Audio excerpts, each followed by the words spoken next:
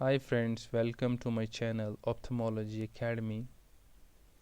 Today we are going to discuss aqueous outflow pathways. As you know, aqueous is the fluid in the anterior segment of the eye and which is being continuously formed and continuously drained. Aqueous formation is a process which starts in the ciliary body. Here I am going to give you an overall sketch of the various structures which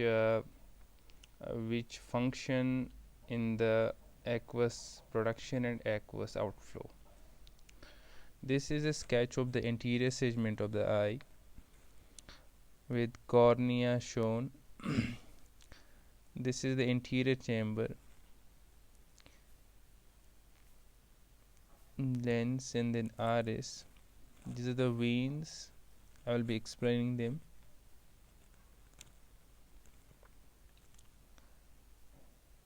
Coming to this is the hole is the aqueous chamber. This will be the angle of the anterior chamber. This is the anterior chamber. This is the iris, and this the space behind the iris and in front of the lens is the posterior chamber. Combine this posterior and anterior chamber we call it as anterior segment. This is the lens attached by the zonular apparatus to the ciliary body. This is the ciliary body. This oval shaped channel is Schellem's canal, and this yellow mottled in brown is the trabecular meshwork. From here lead these veins into the outer vein, that is the episcleral vein. Now at any given point of time, aqueous is being continuously formed. This posterior segment contains 0.06 ml of the aqueous and is in direct communication through the pupil with the anterior chamber, which contains 0.25 ml of aqueous. Aqueous is produced in the ciliary body through process of diffusion, ultrafiltration, and excretion. I'm not going into detail of that. That's a separate topic. As the aqueous is produced,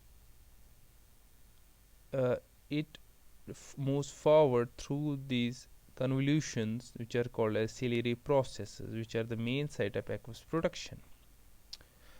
This aqueous moves into the posterior segment and then flows through the pupil into the anterior segment. From anterior segment, it moves to the angle of the anterior. It moves through the pupil to the anterior chamber, and then from anterior chamber it flows into the angle of anterior chamber.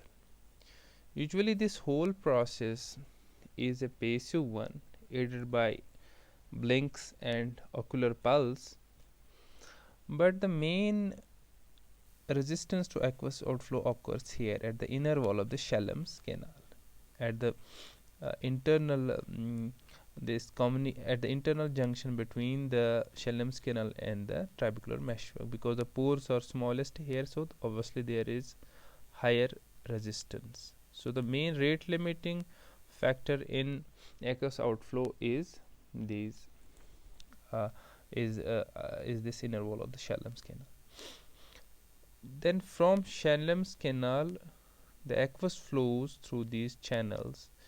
One is directly going to the episcleral vein, another is going through a plexus. These directly going veins are called as aqueous veins, and this is the intrascleral plexus, intrascleral aqueous vein plexus.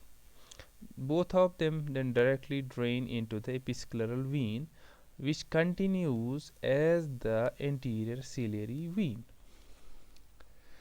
Now here is an important point, that earlier it was thought that since the uveal pressure, the pressure in these veins is lower than the IOP, this aqueous flows passively into the episcleral veins. but now it has been found to be wrong. Actually, there operates a biomechanical pump here at the trabeculocerebellum junction, which aids in the unidirectional flow of the aqueous from anterior chamber to the aqueous veins. This whole process is the trabecular pathway of aqueous outflow, which drains about 75 to 85% of the aqueous.